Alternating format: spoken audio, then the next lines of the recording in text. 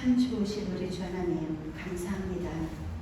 우리가 오직 하나님 앞에 구할 것은 감사한 그 마음을 고백하는 것뿐이옵나이다.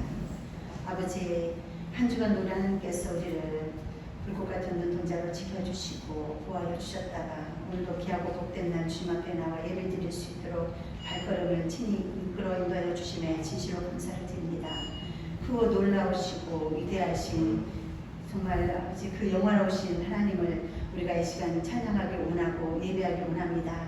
이 시간 가운데 우리 주님께서 임재하여 주시고 기뻐 받아 주셨어서 우리가 아버지 우리의 그냥 이성적으로 드려진 예배가 아니라 우리의 마음과 정성과 뜻을 다하여 드려지는 정말 영적인 참 예배가 될 수 있도록 우리 주님 인도하여 주셨어서 우리가 하나님의 그 크신 사랑과 또한 자비로우심과 은혜로우심과 말미암아 은혜의 보좌 앞에 담대히 나와 하나님 앞에 예배드릴 수 있음에 진실로 감사합니다. 이 시간도 우리 주님께서 홀로 영광 받아 주시옵시고 예배 가운데 역사하신 하나님 또한 우리를 살리시고 회복시켜 주시는 하나님을 온전히 경험하고 또한 아버지 우리가 체험함으로 말미암아 삶 속에서 우리가 새롭고 또 거듭난 사람으로 아버지 하나님 앞에 온전히 살아갈 수 있도록 이 시간 친히 역사해 주시기만을 간절히 바라고 원하오며 거룩하신 주 예수 그리스도 이름으로 기도드리옵나이다. 아멘. 257장 그냥 계속 풀어주세요.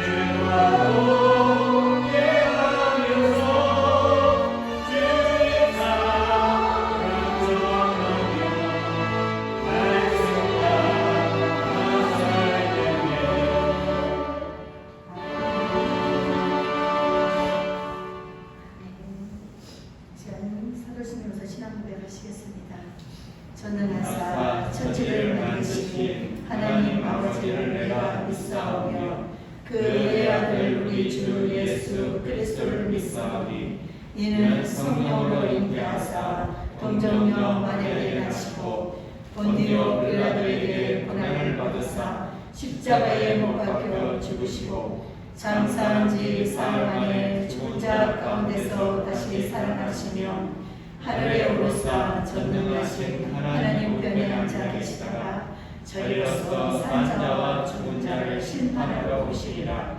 성령을 믿사오며 거룩한 공예와 성도가 서로 통하는 것과 죄를 사하여 주시는 것과 몸이 다시 사는 것과 영원히 산 것을 믿사옵나이다. 아멘.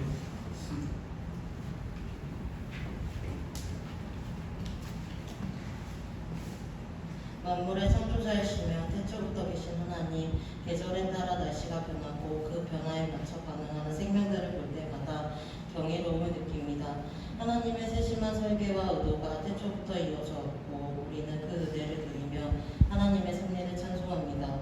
오늘도 하나님의 작품이신 자연을 느끼며 이 자리에 나올 수 있어서 감사합니다. 아멘. 날이 더워지고 있습니다. 거리 곳곳에 뜨거운 햇빛을 피할 수 있는 그늘막이 보입니다. 잠시의 멈춤이지만 심히기도 한다는 것을 우리는 알고 있습니다. 그늘막에서 더위보다 시원함을 느끼듯 이곳에서 세상의 걱정과 고단함보다 하나님의 사랑과 은혜를 느끼고 다시 충전해 나갈 수 있도록 우리 모두를 인도해 주셔서 감사합니다. 아멘. 우리가 아직 죄인 되었을 때 우리를 위하여 아들을 십자가에 죽게 하심으로 그 사랑을 확증해 주신 하나님, 지난 한 주간의 삶을 돌아보며 회개합니다. 자격 없는 저희에게 값없이 의롭다 해주셨음에도 자꾸 죄될 습관을 버리지 못하고 살았던 우리를 용서해 주세요. 또 우리의 삶이 입술로는 하나님을 공경하지만 마음으로는 하나님과 멀어지는 죄를 범하지 않도록 하나님의 긍휼을 구합니다. 세상에 보여지는 교회는 말과 삶이 거짓되어 보입니다. 말처럼 삶을 살지 못하는 자들과 우리를 분리하기보다 우리의 삶을 돌이켜보고 그들을 위해 기도할 수 있도록 지경을 넓혀주세요. 코로나로 인해 어려움이 지속되고 있습니다. 지쳐가는 우리들의 마음과 몸을 만져주시어 끝까지 함께 이겨나갈 수 있게 도와주세요. 하나님, 교회 입전을 위해 기도합니다. 모두가 기쁜 마음으로 편안히 올 수 있는 공간으로 인도해 주세요. 재정적인 어려움 없이 교회가 운영되길 원합니다. 우리의 걱정으로 하나님의 인도하심을 깨닫지 못하는 일이 없도록 은혜를 베풀어 주세요. 캄보디아 엄성희 선교사님을 위해 기도합니다. 영육간의 건강함을 허락하시고 코로나와 현지 상황에 인해 어려움이 있다면 그들의 기도를 귀 기울여 주세요. 성도들 위해 기도합니다. 각자가 가지고 있는 무거운 짐들을 하나님께 가져와 내려놓고 자유함을 느낄 수 있도록 도와주세요. 살아계신 하나님의 머리로만 알지 않고 삶으로 체험하는 감증이 넘치는 교회가 되길 소망합니다. 또 몸이 아픈 지체들을 위해 기도합니다. 생명의 주인 되시며 치료자이신 주님을 의지합니다. 치료의 손으로 그들의 아픈 부위를 만져주셔서 회복시켜 주세요. 청년들을 위해 기도합니다. 청년에 대해 창조주를 기억하여 불확실한 미래의 두려움과 염려로 젊은 날을 흘려보내지 않도록 도와주세요. 과거와 달리 빠르게 변화되는 시대 가운데 하나님의 자녀라는 신분으로 어떻게 살아가야 하는지 지혜를 허락하시어 깨닫게 해주세요. 학생들을 위해 기도합니다. 영적, 지적, 신체적, 정서적 모든 부분이 예수님의 장성한 분량에 이르게 하시고 하나님과 사람에게 사랑받는 자녀로 자라게 해주세요. 오늘 이 예배에서 주실 주님의 은혜를 사모합니다. 들을 길을 주사 말씀으로 하나님이 주시는 메시지를 놓치지 않게 도와주세요. 이은석 목사를 위해 기도합니다. 그와 함께 하시어 영육간의 강건함을 허락하시고 힘있고 살아있는 말씀을 전할 때 도구로 사용하여 주세요. 매일의 삶에 생기와 활기가 있기를 원합니다. 매일 예수님과 함께하는 기쁨을 허락하시고 때에 맞춰 비와 같이 기름 부어주세요. 교회를 섬기는 손길들을 기억하시어 그들의 삶과 마음에 주께서 예배하신 복을 누릴 수 있도록 도와주세요. 모두가 함께하는 예배이기 소망합니다. 하나님께서 기뻐 받으시는 예배가 되길 원하오며 우리 주 예수 그리스도의 이름으로 기도드립니다. 아멘.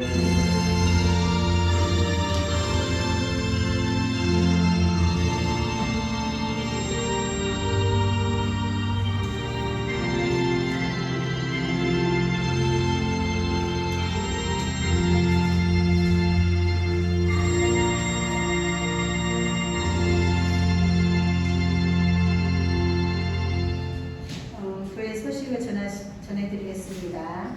교회 주목적으로 오시면 되겠습니다. 다음 주 예배 담당은 청년부입니다. 잘 준비해 주시고요. 그리고 예배당으로 가능한 건물을 보고 왔습니다. 예배를 마친 후 함께 가보시도록 하겠습니다. 주소는 남동구 석산로 248 동선빌딩 5층입니다. 1층은 기아 자동차가 있어요. 그래서 찾기 아무튼 굉장히 쉬울 거예요. 그래서 예배 끝나고 다 같이 가서 한번 보셨으면 합니다. 그리고 우리 신예림 청년이 생일이 5월달에 있었는데 그렇죠. 준비하지 못했습니다. 오늘 우리 신예림 청년 생일을 축하금으로 제가 준비했습니다.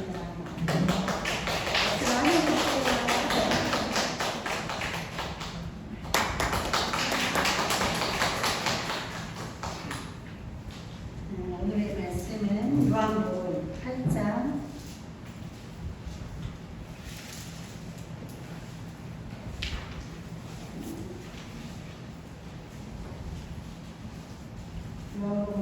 1절에서 12절까지의 말씀입니다. 요한복음 8장 신약 157, 제 성경은 157쪽에 있습니다. 신약 요한복음 8장 1절에서 12절까지의 말씀 같이 합독하겠습니다. 예수는 감난산으로 가시니라. 아침에 다시 성전으로 들어오시니 백성이 다 나오는지라. 앉으사 그들을 가르치시더니 서기관들과 바리새인들이 유명 중에 잡힌 여자를 끌고 와서 가운데 세우고 예수께 말하되 선생님이여 이 여자가 권유하다가 현장에서 잡혔나이다. 모세는 율법에 이러한 여자를 돌로 치라 명하였거니와 선생은 어떻게 말하였나이까. 그들이 이렇게 말하면 고발할 조건을 놓고자 하여 예수를 시험함이로라. 예수께서 몸을 굴비사 손가락으로 땅에 쓰시니 그들이 묻기를 맞이 아니하는지라.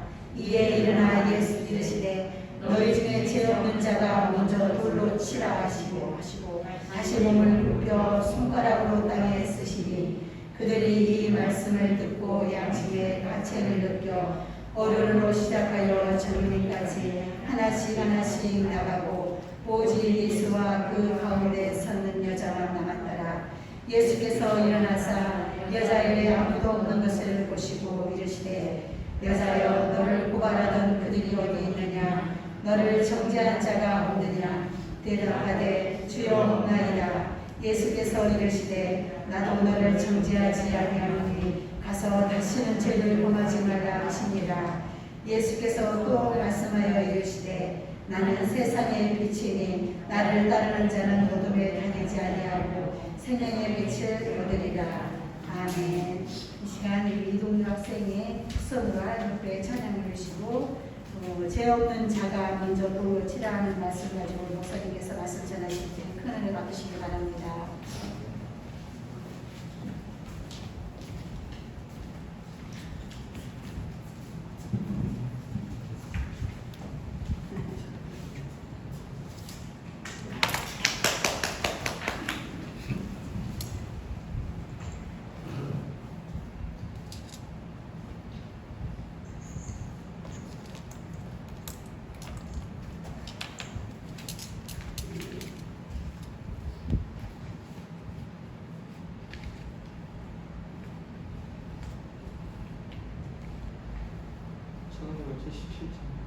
안 돼?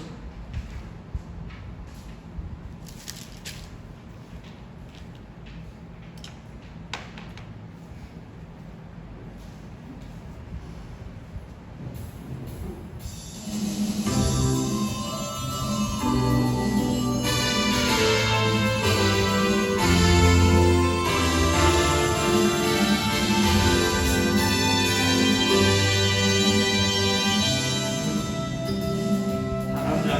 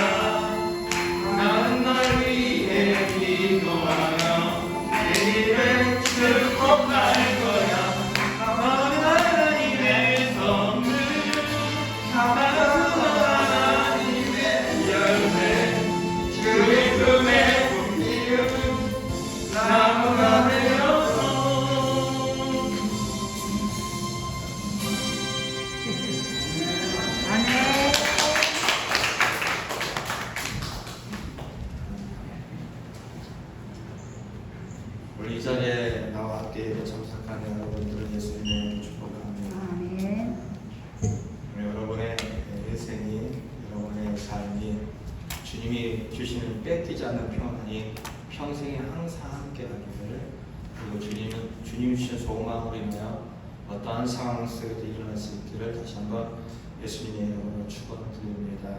네. 오늘 우리가 읽은 이 본문에 보면은 누가 나오냐면은 뭐 대중들도 나오고 가늠하다 잡힌 여자도 나오고 예수님이 못마땅해서 꼬투리 잡으려고 하는 종교 지도자들도 나오고 그럽니다.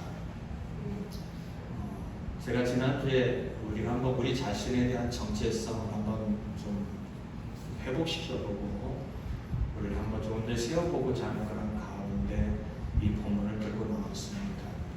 가늠하다 잡힌 여자, 왜 가늠을 할까요? 이유는 단 한 가지, 그 인생 속에 그를 채워줄 것들이 없었기 때문이라는 겁니다. 세상에 어떤 것을 돌아봐도 그 자신을 만족시켜 줄 수 있거나 그 자신을 행복해질 수 있는 것들이 없었기에 그 사람이, 그 여자가 선택한 것은 한 가정을 파괴시키면서까지라도 내 행복을 추구하고 싶었던, 내 쾌락을 추구했던 그러한 여자입니다. 그러한 여자를 그 유대 사회 속에서는 허용하지 않았어요.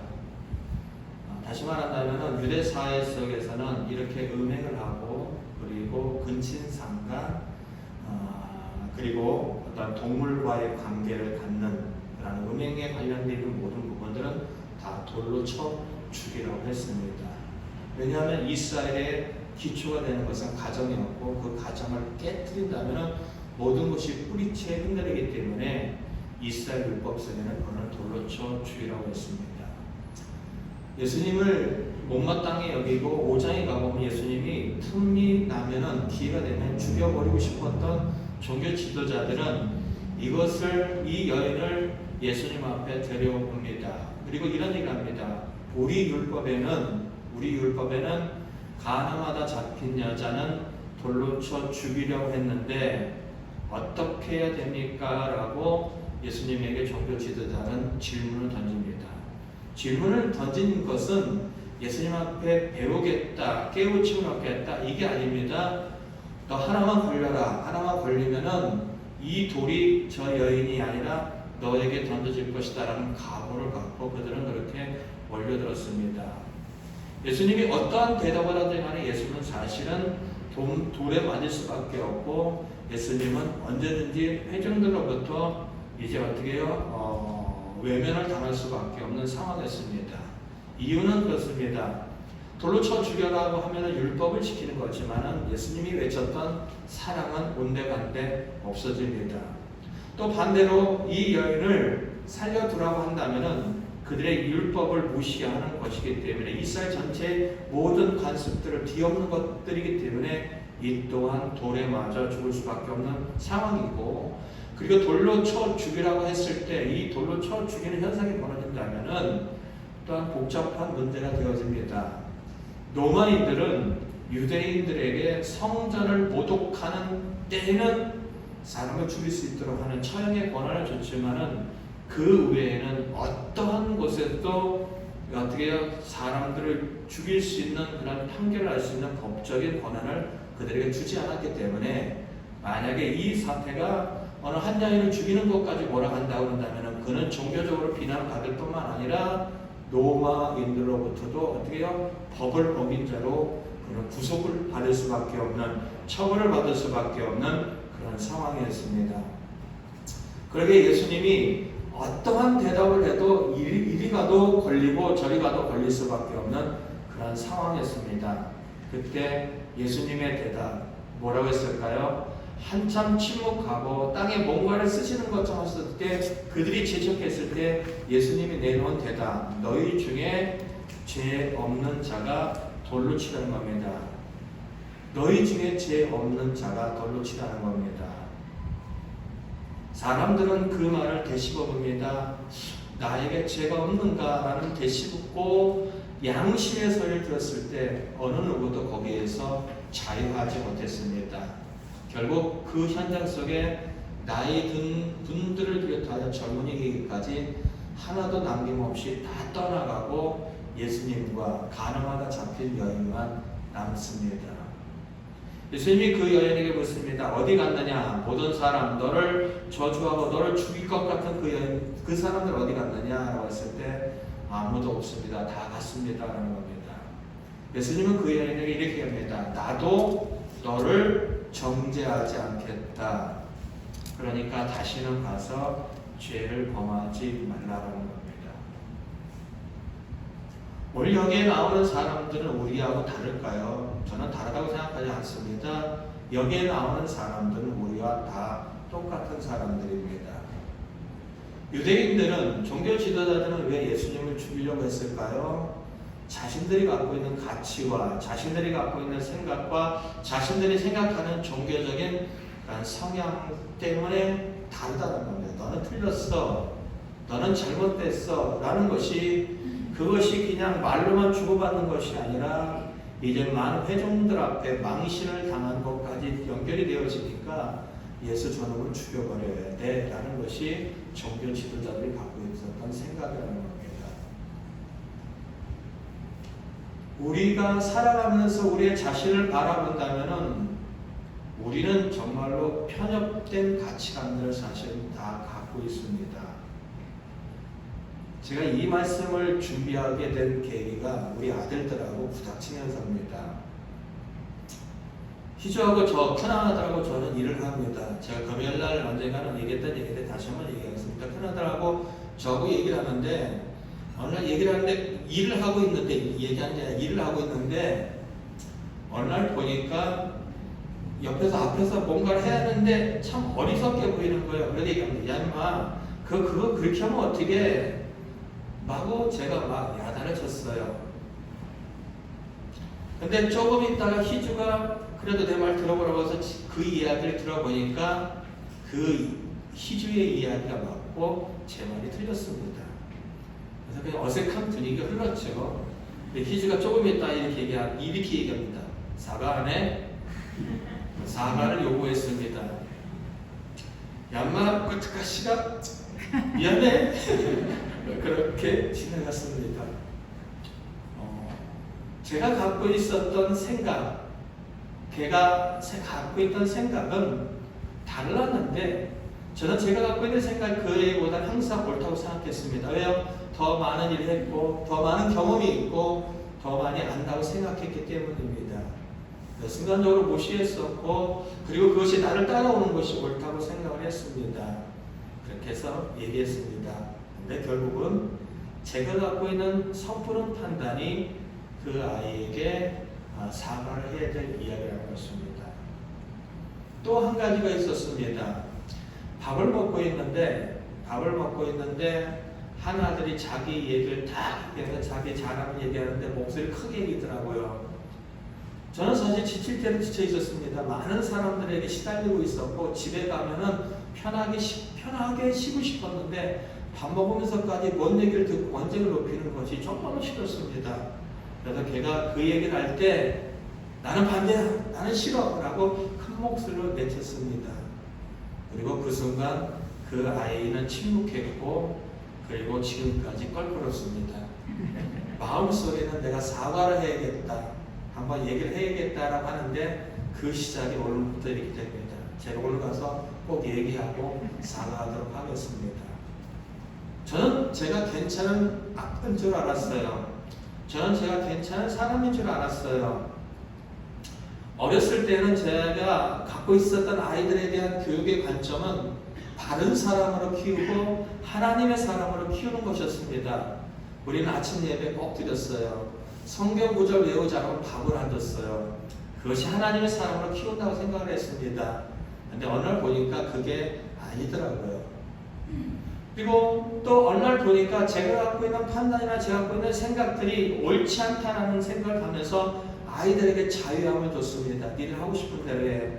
집에 가서 터치하지 않습니다. 집에서 아이들에게 함부로 뭐라고 얘기하지 않습니다. 자유함을 막 주면서 걔들에게 있어 때로는 그것이 집사람이나 저가 감당해야 될 수없이 많은 몫으로 돌아오지만은 그래도 자유함을 주고 나는 괜찮은 아빠야라고 생각을 했는데 가만히 보니까 제가 갖고 있는 고질적인 그러한 안 좋은 모습이 다른 사람의 말에 잘 귀를 기울이지 않더라는 겁니다. 집사람도 고개를 끄덕끄덕거려요. 근하게 하나님한테. 저는 제가 참 괜찮은 판단력과 괜찮은 결정력과 괜찮은 가치관을 갖고 있다고 생각했지만은 누군가 막 얘기하면, 특히 죄송합니다만 제가 집사람하고 얘기를 할 때 두서없이 뭔 얘기를 하는지 모를 때가 참 많아요. 그러다 보면 속이 터져요. 저는 그냥 결론만 딱 얘기하고 그랬으면 좋겠는데 이 얘기하고 저 얘기해서 결론이 뭔지 도대체 모르겠어요. 근데 말을 해놓고 보면은 그 얘기가 결론 같아도 중간에 끼어들면은 집사람은 또 그 얘기가 아니고 하고 딴 얘기를 하다 보면 정말로 속 터져 죽을 것 같아요. 그래서 집사람 얘기를 듣는 것이 제가 볼 때는 세상에서 가장 힘든 얘기 중에 하나입니다. 근데 결론은 제가 그 얘기를 참 듣지 못하는 것들이 가만히 돌아봅니다. 왜 그럴까? 왜 그럴까? 나는 왜 다른 사람 얘기는 그래도 잘 들어주는 것 같은데 내 가족들의 이야기는 잘 들어주지 못하는 걸까? 라는 생각을 가졌을 때 제가 그렇지 못했던 것 같습니다. 저에게 있어서 한 번도 제 이 얘기에 대해서 귀 기울여 들어줬던 사람이 제가 자랄 때는 아무도 없었습니다. 그냥 허구한 날 아버지에게 얻어터졌던 기억 외에, 그리고 어머니가 먹고 살기 위해서 돈을 벌러 다니셨던 그거 외에는 야, 너 참 잘한다. 너 그래 참 너는 귀한 사람이야. 너는 정말로 대단해. 이런 얘기를 들은 적이 한 번도 없습니다.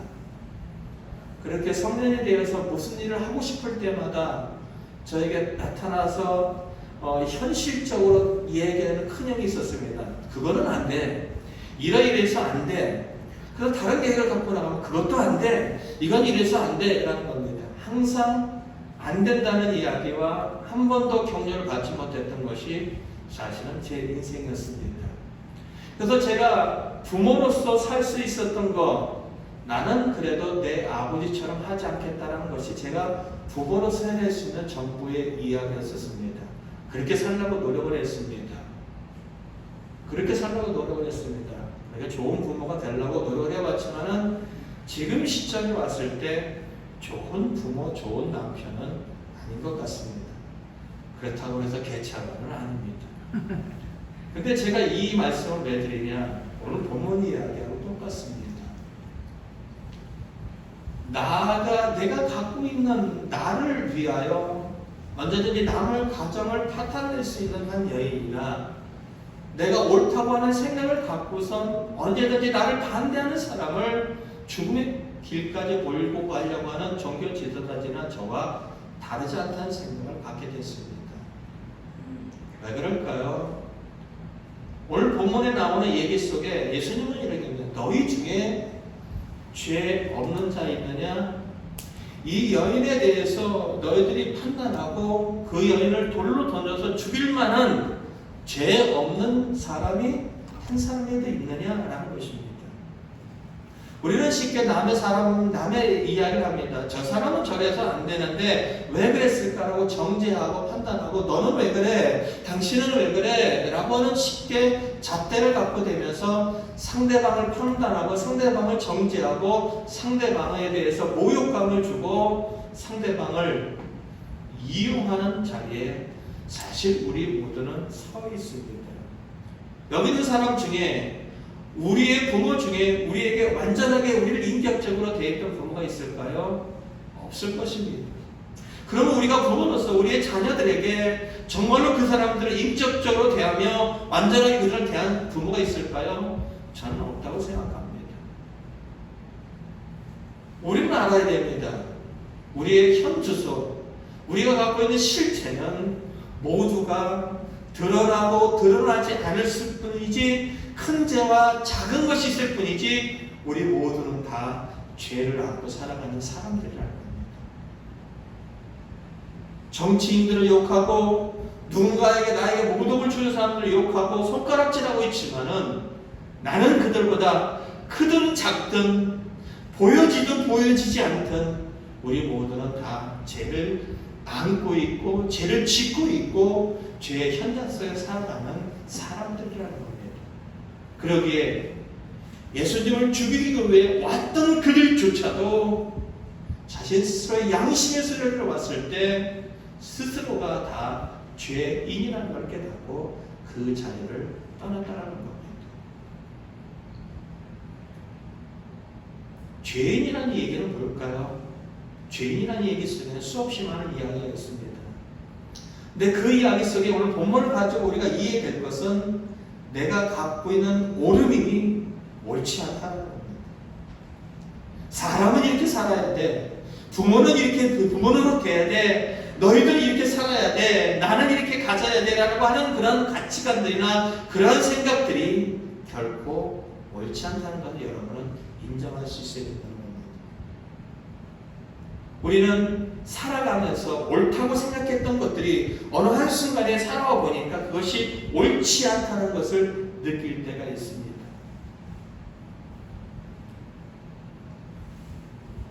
아이들이 얼마 전부터 아빠 머리 그렇게 많이 빠져 라고 하면서 자꾸만 놀릴 때가 많습니다. 죄송합니다. 머리 빠진 얘기가 배드랍니다. 그런데 요 근래 거울을 보다 보니까 머리가 정말로 많이 빠졌더라고요. 근데 저는 뭐 그거 괜찮습니다. 머리가 많이 빠지면 그냥 밀고 다니면 되죠. 괜찮아요. 괜찮아요. 나이가 먹어가고 있습니다. 근데 나이가 먹어가면 먹어갈수록 집사람과 어떻게 그런 얘기 했습니다. 뭐가 옳은 건지 뭐가 바른 건지 모르겠다라고 집사람이 얘기했고 저는 동의했습니다. 목사임에도 불구하고 여전히 뭐가 옳으며 목사임에도 불구하고 하나님의 말씀을 안다고하는데 여전히 뭐가 가치 있으며 여전히 뭐가 어떠한 것인가에 대한 확신이 없을 때가 솔직히 많습니다. 그래서 제가 집사람한테 이렇게 강요 아닌 강요의 결론을 내렸습니다. 그렇다면 우리는 사람을 살려내는 쪽으로 힘써보자. 그러면 되지 않겠느냐라는 것이겠습니다. 완전하지 않은 가치와 완전하지 않은 결론과 완전하지 않은 생각을 갖다 할지라도 우리의 결정과 우리의 생각과 우리의 판단과 우리의 행동이 누군가를 살려내는 것에 중심이 되어진다고 한다면 그것이 그래도 하나님이 기뻐하는 쪽으로 흘러가지 않겠느냐라는 것으로 흘러간다는 것입니다. 사랑하는 성도 여러분, 속 터져 죽겠죠? 뭘 보면서? 자식 보면서. 왜요? 내 뜻대로 안 움직이니까. 근데 감히 말씀드립니다. 냅둬요. 여러분의 생각도 맞지 않고요. 자식의 생각도 더 어쩌면 맞지 않을 수 있는데 자식의 생각이 더 옳을 수도 있습니다. 냅두세요. 냅두세요. 그러면 자유할 수 있습니다. 그러면 편해질 수 있다는 겁니다. 죄인이라는 이야기는 그렇게 내가 갖고 있는 가치와 내가 갖고 있는 오랜 생활, 오랜 삶 속에서 축적되어 있는 경험 또한 옳지 않다는 것을 명확하게 드러낼 뿐만 아니라 죄인이라는 이 얘기 속에는 우리가 한정되어 있는 삶을 살고 있다는 겁니다. 한계 갖고 있는 삶을 살고 있다는 겁니다. 여러분은 능력자가 아닙니다. 제한되어 있는 능력이 있고요. 제한되어 있는 건강이 있고요. 제한되어 있는 지식이 있고요. 제한되어 있는 경제력이 있고요. 제한되어 있는 능력이 있고요. 제한되어 있는 사랑이 있고요. 제한되어 있는 환경 가운데 살아가는 우리 모두라는 겁니다. 우리의 의지와 상관없이 때때로 우리에게 원치 않는 우리의 정말로 힘들고 어려운 질병과 만남과 사건과 환경과 여건 속에 우리는 여전히 고통하고 신음하고 있다는 겁니다. 그게 우리의 현저서라는 겁니다. 죄인이라는 건 그런 거예요. 또한 죄인이라는 이야기는 참 무서운 파괴적인 이야기를 갖고 있다는 겁니다. 창세기 4장 1절부터 10절까지 가보겠습니다. 참 많이 읽은 얘기지만 다시 한번 또 보도록 하겠습니다.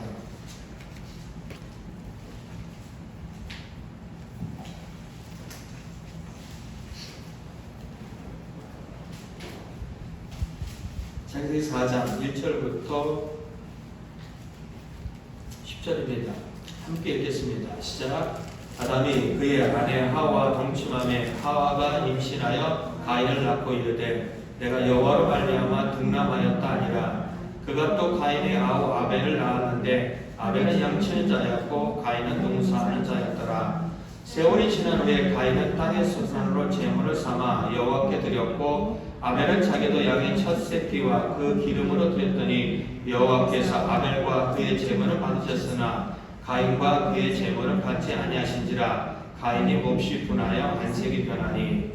아담과, 자 거기까지 일단 보겠습니다. 아담과 하와가 지금 처해 있는 상황은 에덴 동산에서 쫓겨난 겁니다. 에덴 동산에 쫓겨난 이유는 하나님과 다른 지혜를 가졌기 때문입니다. 하나님과 다른 지혜를 가졌다는 이야기는 하나님의 뜻에 동의하지 않는 삶을 살고 있다는 겁니다. 하나님과 동의하지 않는 가치와 하나님과 동의하지 않는 그런 목적을 갖고 있는 그의 삶 속에 이제 그들이 시간이 지나 많은 자녀들 가운데 대표적인 자녀 가인과 아벨을 얻게 됩니다. 그들이 장성합니다. 이제 장성하여서 가인은 농사를 짓습니다.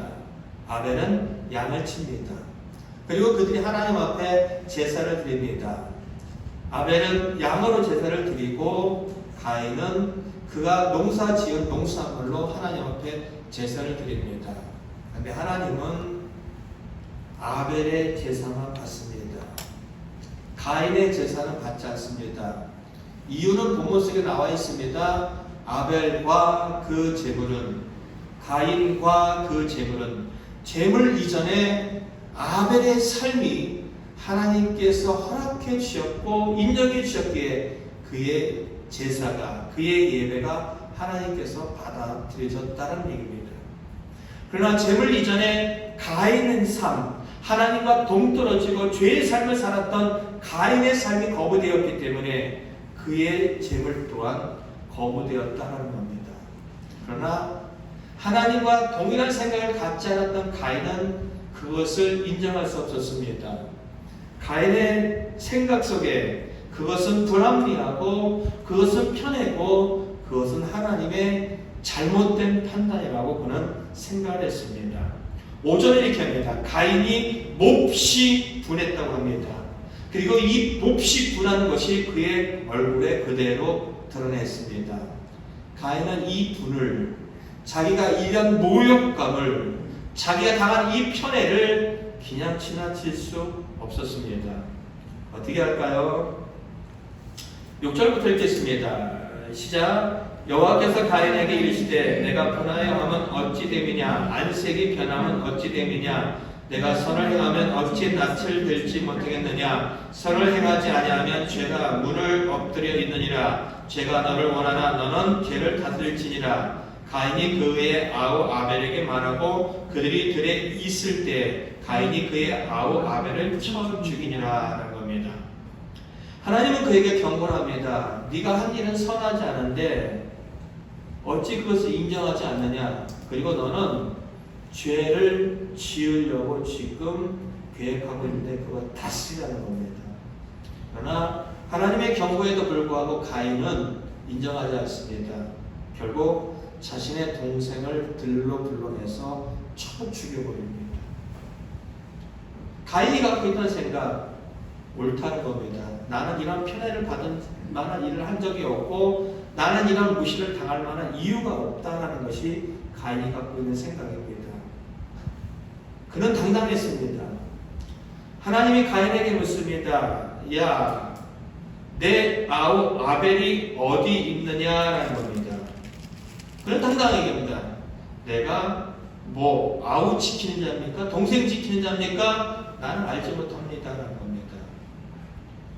하나님 앞에 당당하게 얘기했다는 것은 그가 갖고 있는 그런 행동하는 모든 것들 속에 자신은 잘못한 것이 없다는 것이 가인이 갖고 있는 생각입니다. 하나님과 다른 생각을 가지고 있는 사람의 가치와 하나님의 다른 생각을 가지고 있는 생각이 갖고 있는 무서움입니다. 무서움입니다. 그리고 그뿐만 아니라 그러한 편협된 생각과 잘못된 가치와 판단이 나와 내 사랑하는 사람들을 파괴하고 무너뜨리는 것까지 흘러갈 수 있다는 것 꼭 기억하시기 바랍니다. 또 한 가지 창세기 3장 16절부터 19절까지 죄를 지었다는 얘기는 하나님과 분리되었다는 얘기가 포함되어 있는데 하나님과 분리되었다는 이야기는 정말로 제한된 삶을 살아갈 수밖에 없다는 겁니다. 창세기 3장 16절부터 19절입니다. 시작. 또 여자에게 이르시되 내가 네게 임신하는 고통을 크게 더하리니 내가 수고하고 자식을 낳을 것이며 너는 남편을 원하고 남편은 너를 다스릴 것이나 하시고 아담에게 이르시되 내가 내 아내의 말을 듣고 내가 내게 먹지 말라 한 나무의 열매를 먹었은즉 땅은 너로 말미암아 저주를 받고 너는 내 평생에 수고하여야 그 소산을 먹으리라. 땅이 내게 가시덤불과 엉겅퀴를 될 것이라. 내가 먹을 것인 밭의 채소인즉 내가 흙으로 돌아갈 때까지 얼굴에 땀을 흘려야 먹을 것이니 내가 그것에 취함을 입었음이라. 나는 흙이니 흙으로 돌아갈 것이니라 하시니라. 하나님과 분리되어 있고 선악과를 따먹은 대가는 육신의 죽음, 영혼의 죽음뿐만 아니라 사람들이 갖고 있는 근본적인 모든 것들도 뒤어바뀝니다. 하나님의 선한 일을 하는 남자를 돕는 역할을 했던 이 하와가 어떤 것에 초점에 맞춰주냐면 남편을 쥐어잡는, 자기의 선하게 내는, 당신은 내 마음대로 해야 돼, 내 뜻대로 지어내고자 하는 그러한 것으로 흘러가 버립니다. 그러나 본문에 얘기합니다. 그렇지만은 아니야, 남자가 너를 다스릴 거야 라는 것이 본문의 이야기입니다. 관계에 우위를 점하려고 하는 그러한 사람으로 변한다는 겁니다. 세상을 모두가 잘 살 수 있고 하나님이 영광받는 나라로 그 하는 일이 목적이 되어지고 지음받았던 이 남자라는 존재는 가족을 먹여 살기 위해서 죽도록 일하다가 죽어버리는 것이 그러한 운명으로 바뀌어버립니다. 우리의 삶이 그렇죠? 먹고 살기 위해 일해. 정말로 그렇습니다. 먹고 살기 위해. 참 불쌍한 남자들입니다. 먹고 살기 위해 죽어라 일했는데 퇴직하고 나니까 아이들이 아빠가 있는 것이 불편하고 그리고 아빠가 있는 것이 너무 힘듭니다. 시주가 그런 얘기를 자주 합니다. 어떠한 것을 보니까 남편이 부인에게 뒤지게 터졌대요. 왜? 눈 떴다고. 웃긴 얘기인 것 같은데 웃기지 않습니다. 일을 하러 돌아다니면요 남편들 아내한테 구박 참 많이 맞습니다. 아니 뒤에서나 하지, 우리가 갔는데도 불구하고 수도는 당신이 그렇게 해서 물이 있게 되잖아, 보고 배워. 아니 수도 못 가는 게 당연하잖아요. 우리는 전문가잖아요. 근데 수도 못 간다고. 그 남편은 그래도 부인을 기쁘게 하고 돈을 주려고 위해서 열심히 했는데 잘 안 됐잖아요. 그거는 칭찬해 주지 않고 문제를 일으킨 것만을 갖고 막 뭐라고 하고 거기서 우리가 보는 앞에서 면박을 주고 얼마나 불쌍한지 모릅니다. 남편들. 불쌍합니다. 여자들 아무래도 불쌍하겠죠? 정말 불쌍해요. 뭡니까? 다 죄의 영향입니다. 가치 있는 일에서 살아야 될 인생들이 먹고 사는 일로 살다가 끝나버리는 인생. 그리고 그것에 함께 협력하여서 모두가 평화롭게 살아갈 수 있는 하나님의 영광을 위해 살아갈 수 있는 사람들이 관계를 우위를 점하기 위해서 싸우다가 사랑하는 사람들이 원수만도 못하는 세상으로 돌아다니는 그 세상. 죄의 영향력입니다. 분명히 우리는 한계에 부닥쳐 있습니다. 관계에 대한 한계, 그리고 우리가 갖고 있는 경제의 한계, 우리가 갖고 있는 삶의 여러 가지 육체적인 한계, 정신적인 한계, 영혼의 한계, 우리 모두는 다 그런 한계 가운데 머물러 있을 수밖에 없다는 겁니다.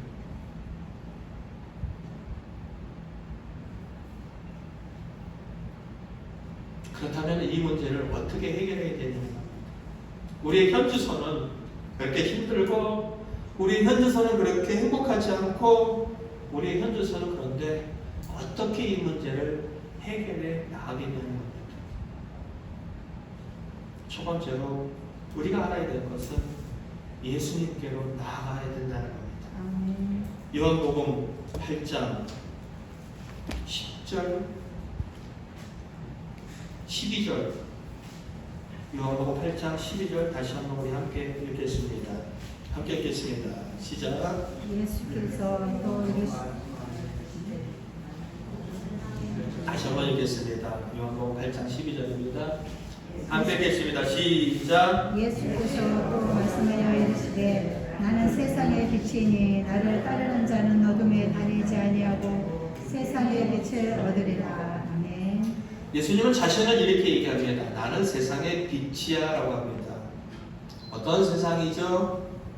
어떤 세상이죠? 지금 제가 얘기한 세상입니다. 죄로 오염되고 죄의 가치가 횡행하는 세상이고 죄로 인하여서 모든 사람이 무시당해 되어지고 이용당해지고 손가락질 당하고 행복하지 않은 그러한 세상입니다.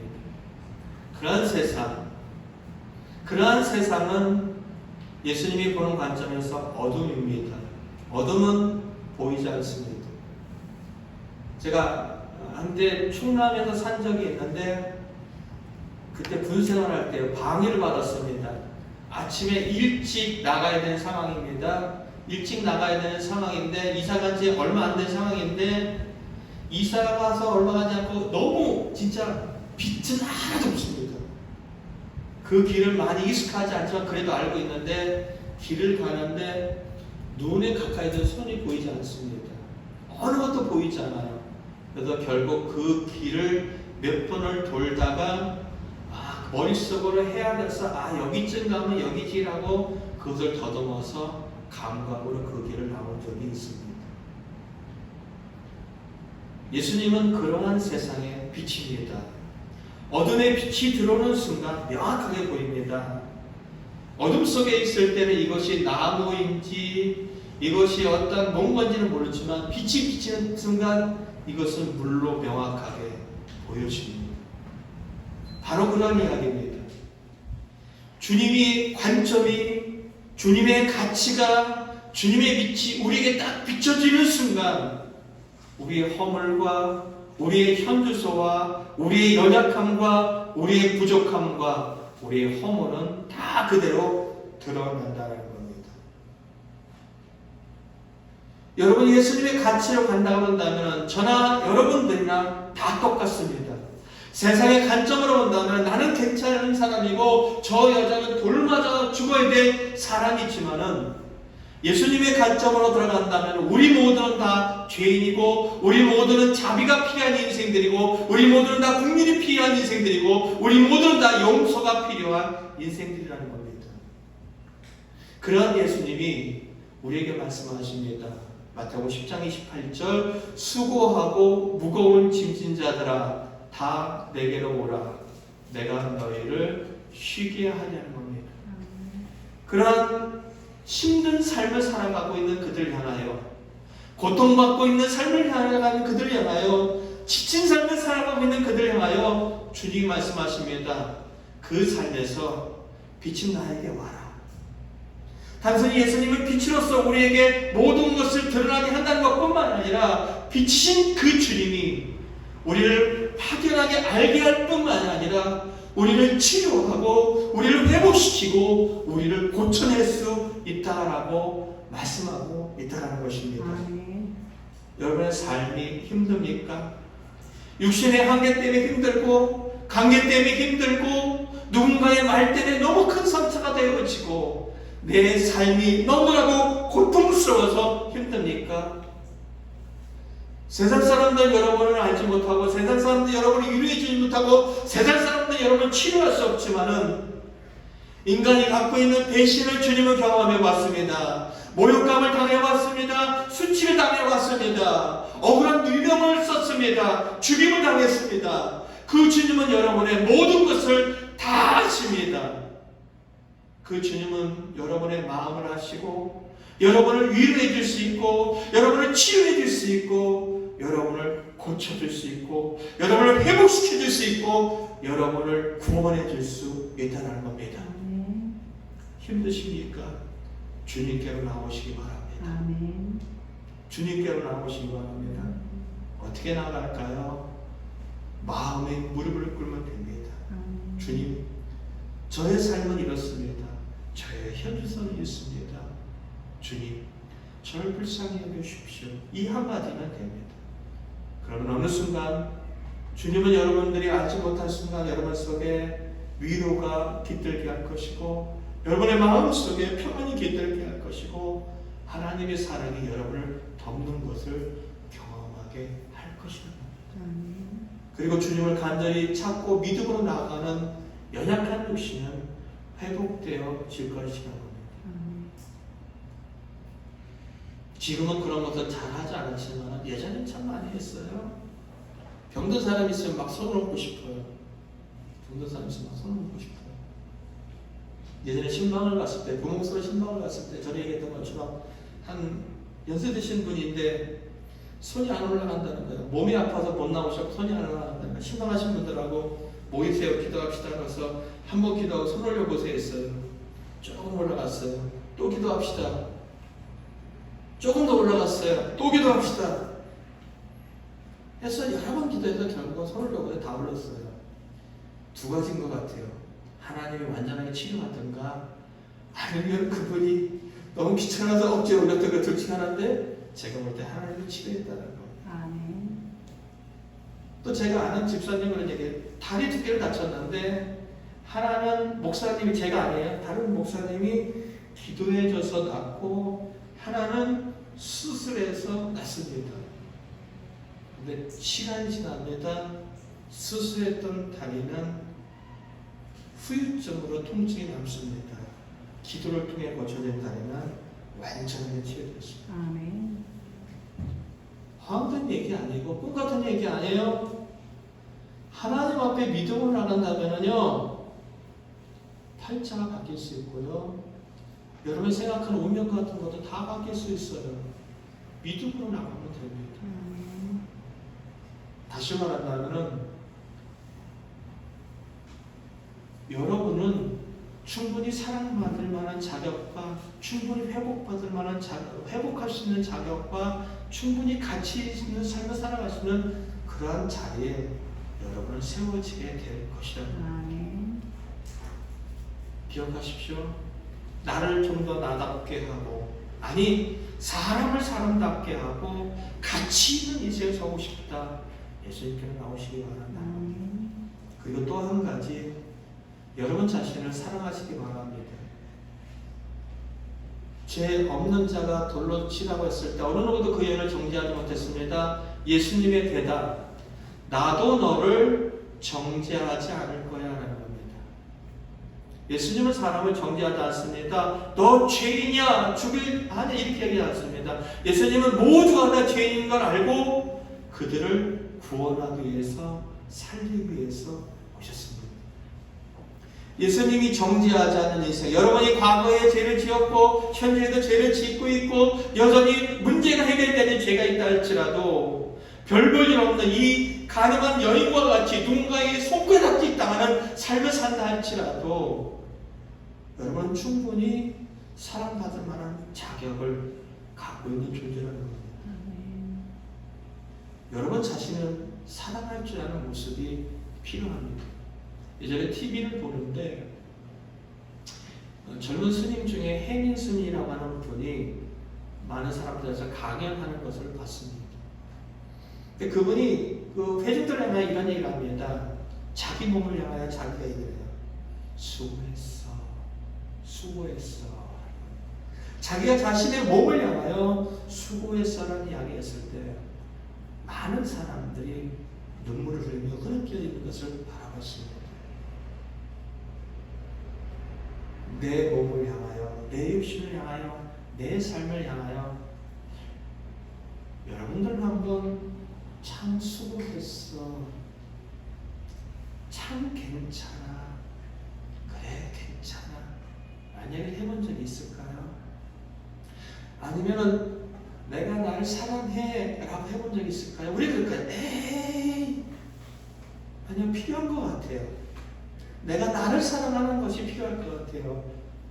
가만히 돌아보면은 저도 저 자신의 삶 속에 저 자신을 위해 시간을 내어놓고 살았던 적은 없었던 것 같아요.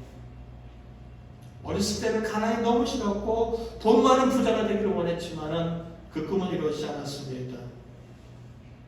그리고 어느 시점에 가정을 꾸리는 순간 이 가정에 최선을 다하기 위해서 정말 누구를 만나나 뼈 빠지게 일했습니다. 뼈 빠지게 일했습니다. 근데 저 자신을 위하여 한 번도 내 자신을 위하여 뭔가의 선물을 한 적도 없고, 제 자신을 위하여 어떠한 시간을 내어놓은 적도 없고, 제 자신을 위하여 어떤 것도 행한 적이 없는 것을 발견하게 되었다는 겁니다. 근데 필요한 것 같아요.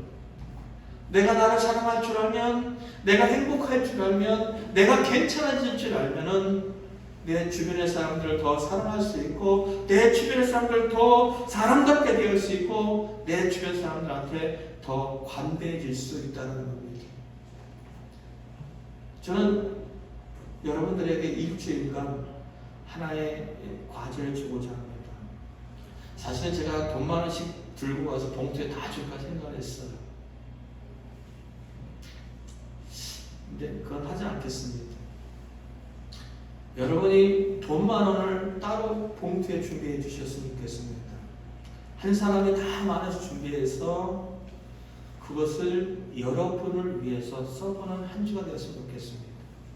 힘쓰고 애쓴 나를 위하여 선물을 해주던, 맛있는 것을 사 먹던 나를 위한 그런 시간이 있으면 좋겠다는 겁니다. 왜요? 나는 회복이 필요하고 나는 괜찮은 자리까지 가야 되는데 너무 힘든 삶을 살아왔기 때문입니다. 그러기 위해서 우리가 예수님을 만나고 예수님의 도움도 필요하지만은 내가 나를 사랑하는 법도 배우는 것들이 정말로 필요하다는 겁니다. 나는 정죄하지 않아. 예수님의 그 대답은 다른 말로 나는 너를 괜찮게 받아들이고 있어 라는 이야기도 될 수 있다는 겁니다.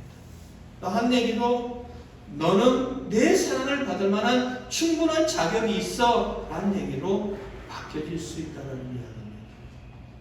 그리고 또 한 가지, 나를 가장 나답게 하고 나를 가장 가치 있게 하는 거, 예수님 말씀하십니다. 나도 너를 정죄하지 않을 거야. 근데 다시는 죄 짓지 말라라는 겁니다.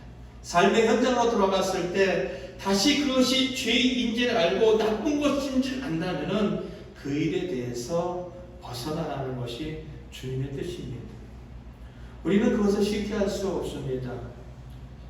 알코올 중독자요, 그 인생은 술이라는 것에 유일한 기쁨과 낙을 찾아가고 사는 사람들입니다.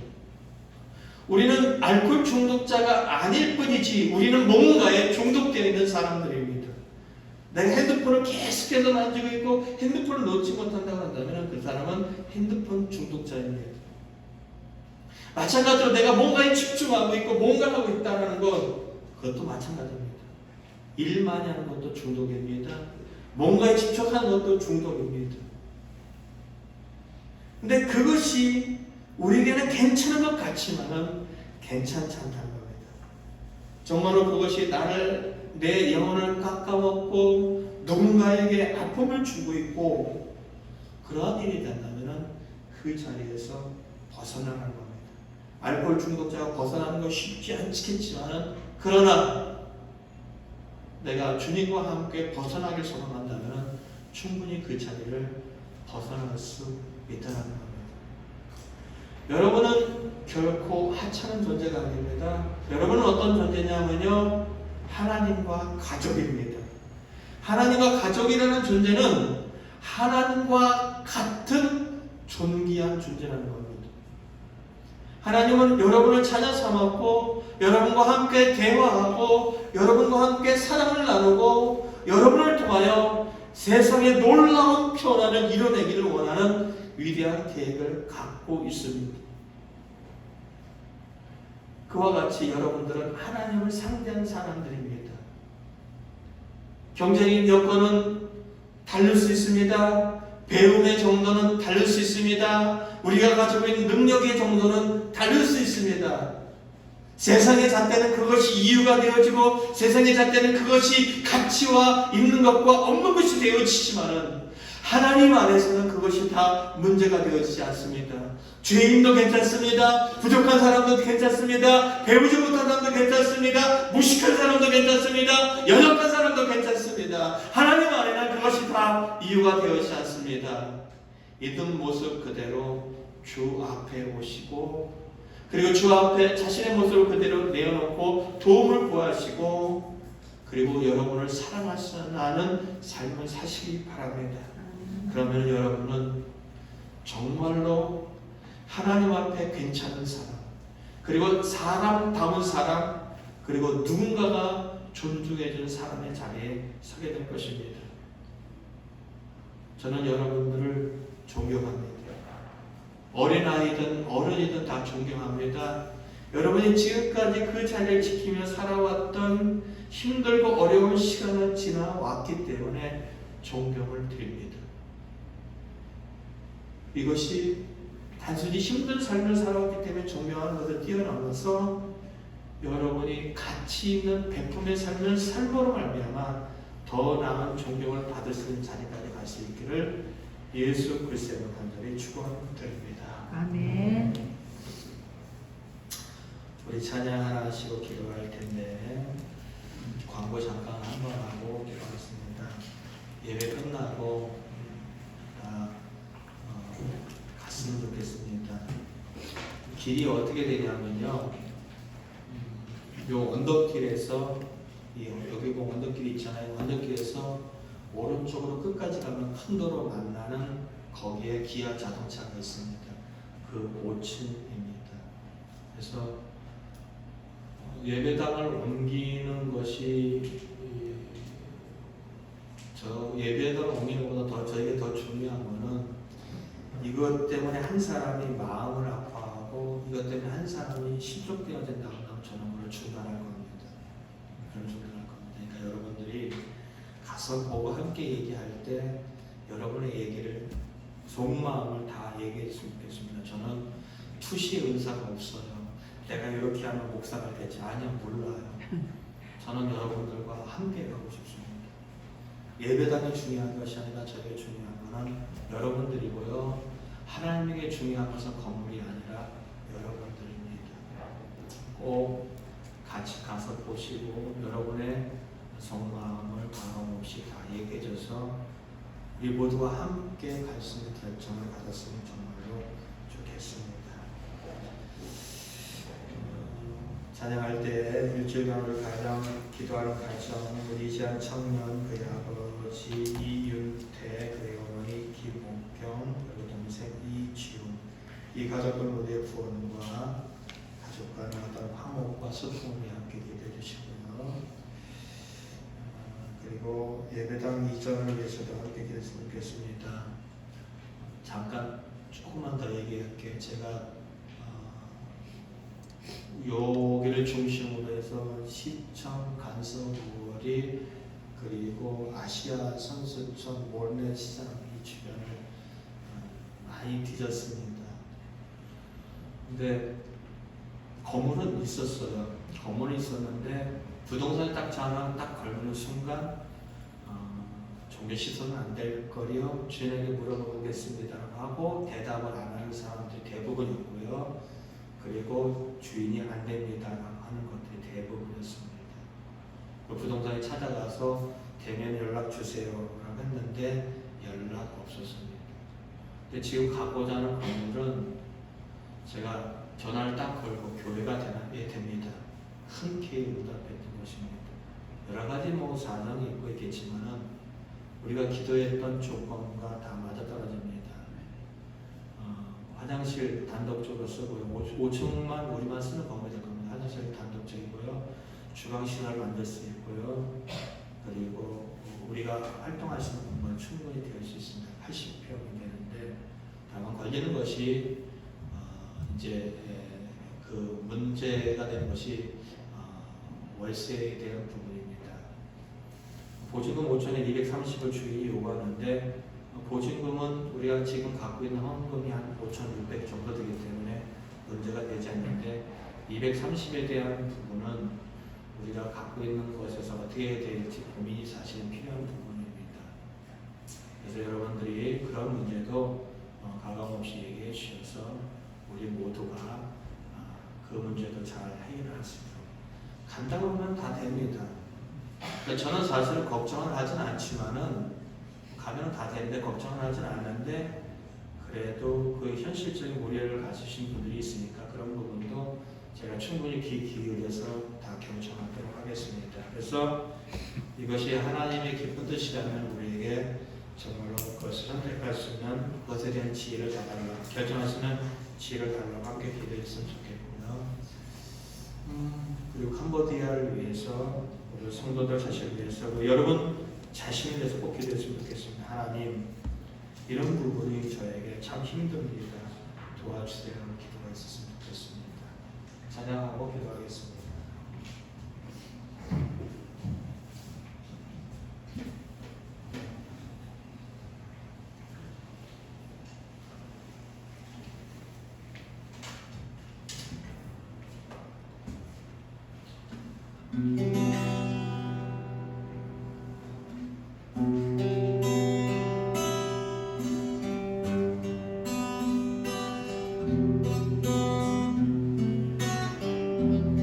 주님 앞에 무릎을 꿇고 주님 앞에 무릎을 꿇고 간절히 주님을 기다립니다.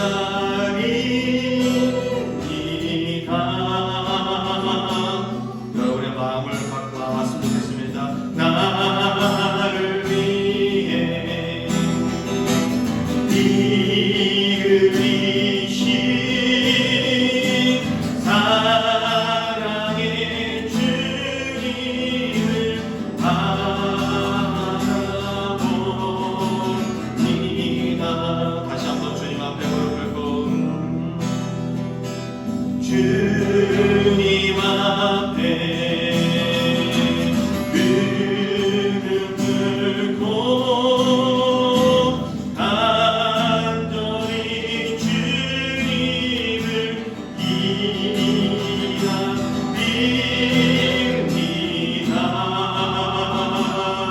나를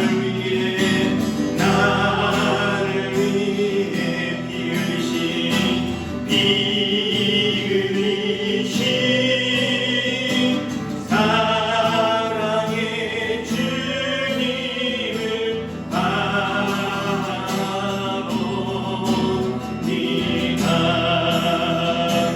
나아간 영혼을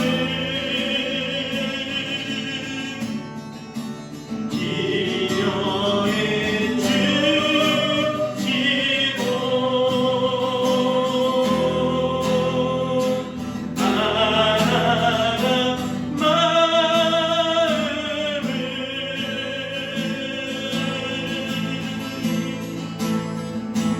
다 채워주소서. 주님께 내 마음을 엽니다. 내 영혼에 임하여 주소서. 하나님 내 영혼의 치료자 나를 못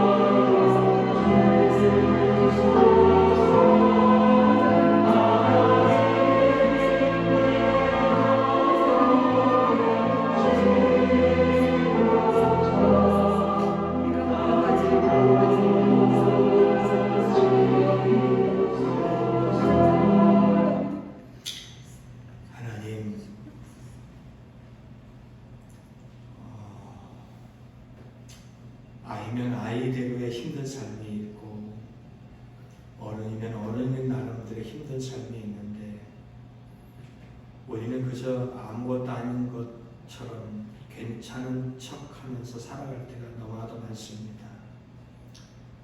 하나님, 우리는 괜찮지 않습니다. 하나님, 우리는 정말로 괜찮지 않습니다. 우리의 삶과 우리의 마음과 우리의 관계와 우리의 영혼과 우리의 육신은 정말로 괜찮지 않습니다. 하나님, 도와주시옵소서. 하나님만이 우리를 괜찮게 할 수 있고 하나님만이 우리의 관계를 회복시킬 수 있으며 하나님만이 우리의 육체를 회복시킬 수 있으며 하나님만이 우리의 영혼을 만족시킬 수 있는 분이십니다. 이 시간 우리가 괜찮지 않은 인생 가운데 주님을 통하여서 괜찮은 사람으로 세워지길 원합니다. 저들이 아버지 앞에 기도할 때 주님 응답하여 주시고 만나 주시며 위로가 필요한 사람들 정말로 꼭 껴안으시면서 그의 귀에 대해 속삭여 주옵소서. 괜찮아, 사랑해, 잘 될 거야 라는 말씀을 해주셨으면 좋겠습니다. 그리고 저들이 살아갈 때 힘든 삶이 있다 할지라도 하나님의 위로와 회복을 통하여 능히 그것을 이겨내고 견뎌 나가리라 믿습니다. 억지로 끌려다니는 인생이 아니라 좋은 것을 계획하고 주도하는 인생, 어쩔 수 없이 하는 일이 아니라 정말로 하나님 안에서 비전과 꿈을 가지고 일하는 인생들이 될 수 있도록 우리 모두에게 하나님의 충분한 은혜로 덮어 주옵소서. 하나님께서 일주일의 삶을 지나가는 과정 속에서 가정들마다 좀 더 넓은 이해와 배려와 사랑과 베품이 있게 하여 주시옵고 더 나아가서 그 가정들이 함께 손잡고 힘을 내며 어떠한 일을 계획하고 도모하든지 간에 하나님의 지원을 통하여서 넉넉히 이뤄내는 역사가 있게 하시고 베풀며 살아가는 복된 인생이 될 수 있도록 풍요롭게 하시는 역사도 있게 하여 주시옵소서. 캄보디아가 하나님의 은혜의 손길 가운데 덮어지길 원합니다. 코로나로 고통당하는 심령들과 육체 위에 하나님의 은혜가 덮어지길 원합니다. 하나님의 은혜를 통하여 우리의 믿음의 모든 권속들이 주 앞에서 놀라운 회복이 있어지길 원합니다.